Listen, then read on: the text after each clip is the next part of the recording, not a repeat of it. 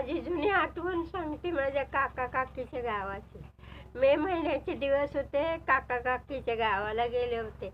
तिथं गणपती पण आहे, देऊरचा गणपती म्हणतात.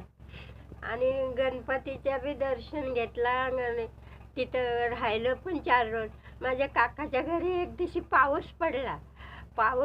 त्यांचं घर असं मोठं अंगण, बगीचा, खूप सारे मासे पडले. मासे एवढे मोठमोठे मासे, सफेद पंखावाले, त्याला खवले मासे म्हणतात.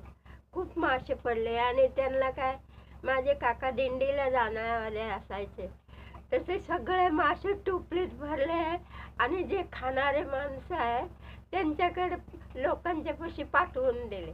खाल्ले ना, एवढी टोपली भर मासे चुनले.